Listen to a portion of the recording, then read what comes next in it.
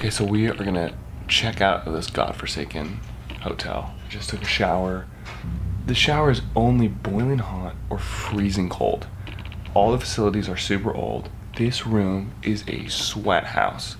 We were roasting alive in here at night. I'm not kidding. Like, I could barely breathe. It was really bad. Did not get a good night's sleep. But we are leaving here. We're gonna check out. We're gonna go to church with the people who we bought the boat from, because they were very nice and are helping us out in this time. So I barely recorded any footage from day 2. Not really sure why this is, but we were pretty busy, went to church, got lunch, and then the people who sold us the boat were very kind and generous enough to open up their house for us to stay the night at their house. And we were really grateful for this and didn't know how to repay them. They gave us dinner and conversation and friendship, and for a moment we forgot about all of our troubles and just had a really relaxing night talking to them, hearing about their stories and telling some of ours. It was a really cool night.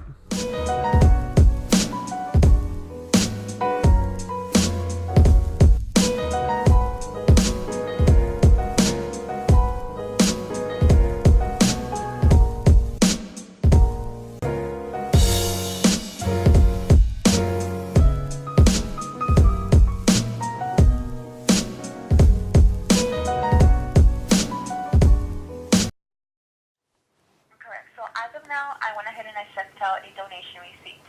This donation receipt does allow you to claim the IRS minimum. Now, after its inspections for any repairs that may maximize the sale price of the vehicle, since we're not counting that into the minimum, we do provide you with the finalized sale price of the vehicle as a tax write-off. What is the minimum value?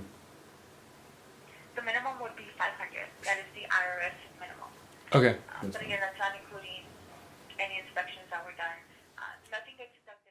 So this entire morning was spent on the phone trying to sell the car for anything that's worth at this point with a broken transmission. Now, keep in mind, this is all after our whole debacle with AAA, which I sadly don't have footage of, but that was a huge embarrassing thing because they insisted that we be out by our car, but we had no cell service and we should have called them when we broke down. But again, we were in the middle of nowhere, so they were really uncooperative with us and pretty disappointing. We eventually got that squared away, but that's after like a day or two. And now here we are trying to work with either tax deductibles or scrap yards or salvage, anything to get the car off our hands and off the road. We finally honed in on a scrap yard that we were pretty sure was going to take the car, but we ran into a pretty funny lady and some logistical issues. And it's blue.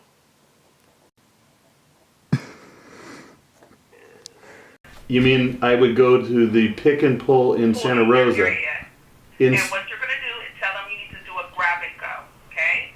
And you just need to have the physical address where the car is. So tell them you need to do a grab and go. They'll go ahead and you're going to take the keys to the... Oh, how is that going to work? Normally take the keys. Okay, give me one. Hey, how is that going to work? So we were on the phone with this lady for quite some time, and she's very well intentioned, but it was super funny to watch her try to solve our problem in real time, going through all the solutions we have come up with temporarily, but then threw away because they don't work for a few logistical reasons, like we don't have the proper paperwork in person, or we can't be there in person when the car gets picked up. So it was really funny to watch this lady try to help us, but ultimately really annoy my dad. Organize. How do you leave tomorrow? That's negotiable. Why? Okay, because you might have to go to the pick and pull in their area and do the grab and go, but you don't have the title. Oh, this is good. All right, give me one second. I'm gonna try to work this out for you. Okay? Okay. We gonna work it out. Okay. Oh, so you're the closest one is Brooklyn for you. All right, give me 1 second. Okay? I'm question number 5.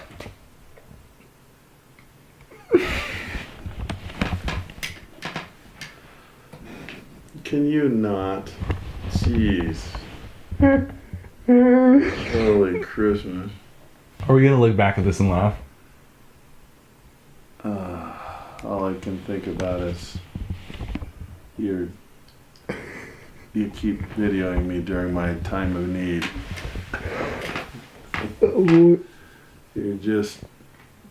You're not borderline obnoxious, you're obnoxious. One in Santa Rosa, and I can give that to you. I know where it is. Huh? I know where it is. Okay, so you will take the title, leave that car unlocked. Let the people know at their shop that Pick a Pool is going to come and get the car. As long as the car is unlocked and we're able to get it, they'll come pick it up. What about the key and the everything? So the title, because you're going to have the title and the keys, you can leave the keys underneath the mat in the car and let the Pick a Pool know when you do the grab and go, and they'll go and pick it up. You don't have to be present for the pickup. Okay. So that's the best route for you to go, and then they'll mail you the check once they get the car. Okay. So what you're going to do is... A lot of trust involved here. Huh? A lot of trust involved here. Well, it's good. Or you could, the two options are before you leave, go to the Rockland store, let them know you're going to do a grab and go. But the only thing is you don't have your title and information there yet. Yeah, that's in Santa Rosa. Exactly. So normally how it goes... It's so classic. Okay, so that's actually all I recorded of day 3 too. So now on to day 4, which we woke up and we tried to finally leave.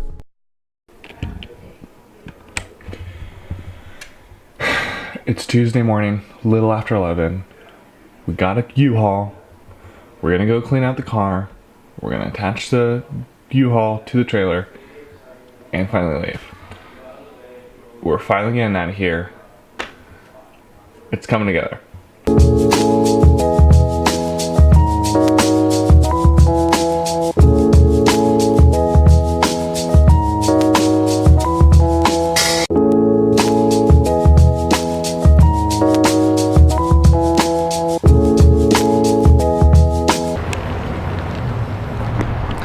So we rented a U-Haul, which is huge. And then we're at the scrap place that has our car. Sold it for scraps. We're gonna unload everything and then say goodbye. Making headway. Wow, we gotta clear out all this stuff.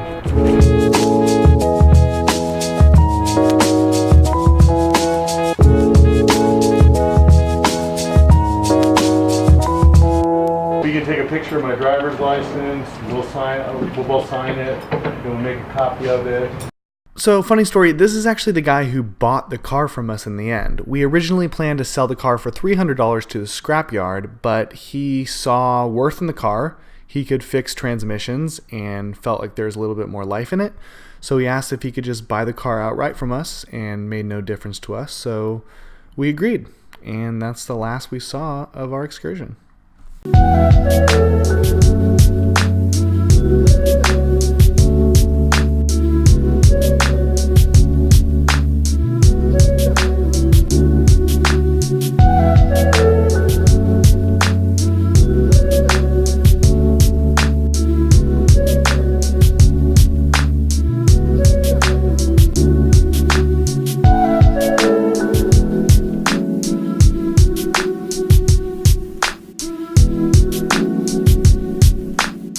Thinking about you and praying for you. Thank you. All right, take care. You guys too.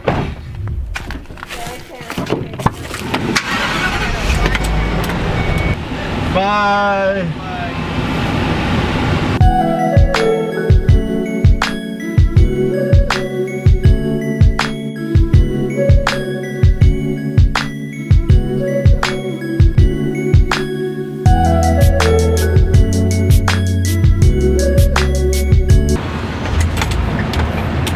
Okay, we're good. We're safe. I don't think their boat's harmed anyway. Can I get out and look at it?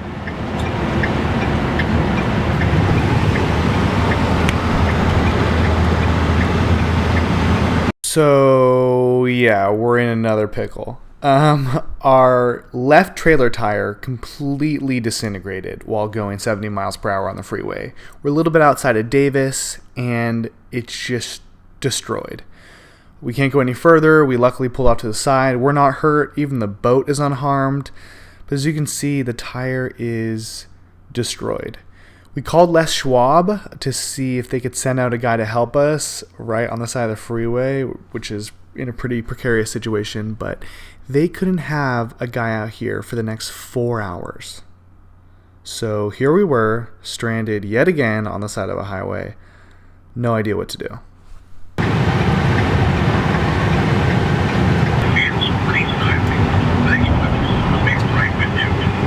I'm about 8 miles from your store on 80, and I just got a flat on my trailer, and I was calling because I was wondering if you guys had a service where I could buy a replacement from you guys, and you guys could help me, you know, get back on the road. This trip just keeps getting better.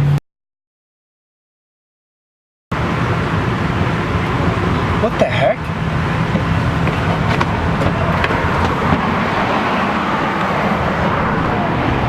Let's go ahead and drop this. You fall from heaven? Where'd you come from? I saw you guys, I was going that way and I saw you guys over here. I'm like, oh man, please tell me it didn't break down. And I saw the back side of it, I'm like, oh man.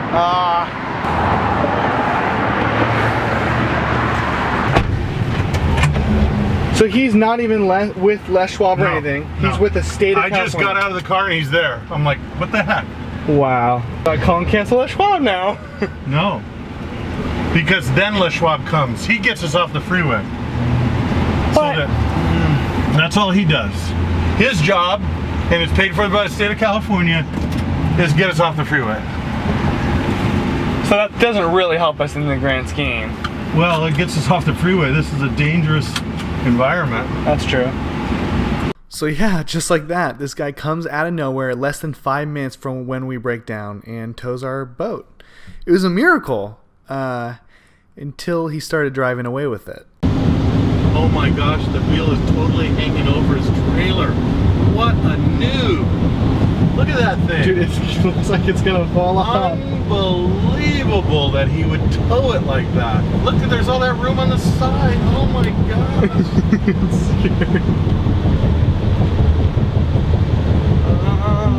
Up there. What the heck? I don't know. I don't know where he's going. That's getting us holy Christmas.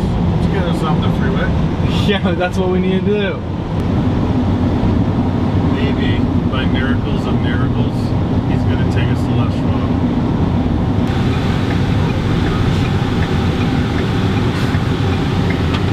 Holy crap. He's gonna make this turn too. It's totally hanging over.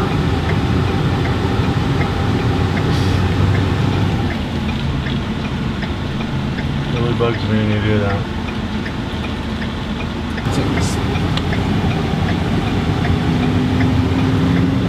Like anybody that looks at that says, oh my gosh, get away from that.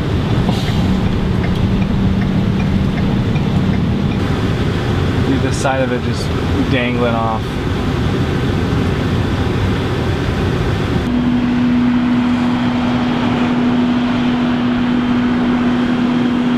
Looks like it's just the lip, so it looks like it should still be able to seal. Okay.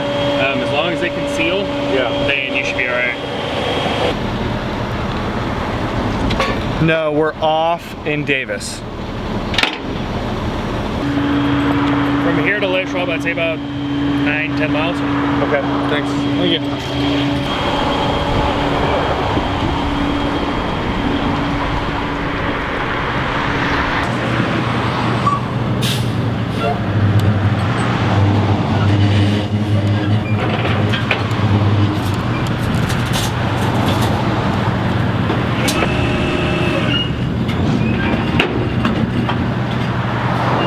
All right, thanks again. Yeah, no problem.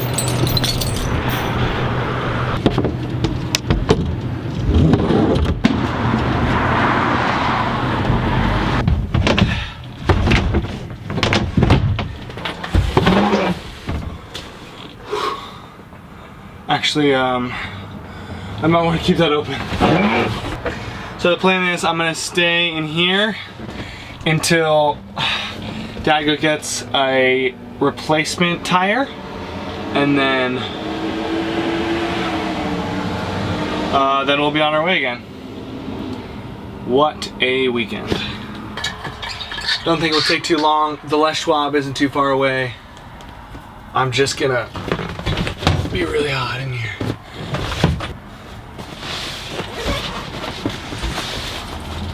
Did bring some work to do. I have full charge on this so I can edit. Not some of this trip, but other trips. All right, after an hour of editing, I've been rescued.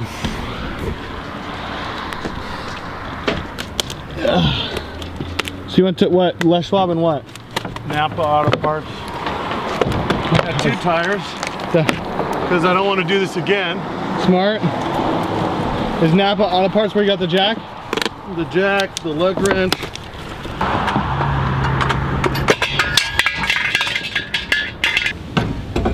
Okay, now.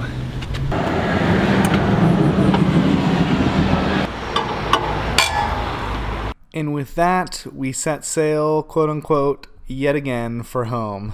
What should have taken us like 3 or 4 hours has taken us all day. The sun is setting, but it's been quite an adventure. Wait, do you think we're gonna make it home? Yeah. What? I would have thought that, you know, on Saturday too. Yeah. But you think we're gonna make it home right now? Yes. And spoke too soon again.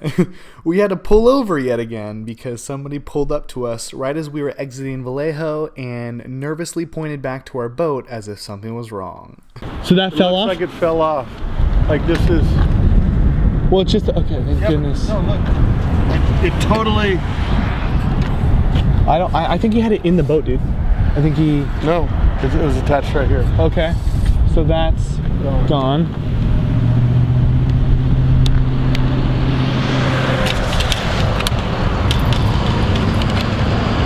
This came undone, this part. We went over a bump over there, so we tightened that up. That should work. I mean, we're less than an hour from home. We're in Vallejo, we just gotta get out of here. And yes, we did eventually make it home at 9:04. Whew.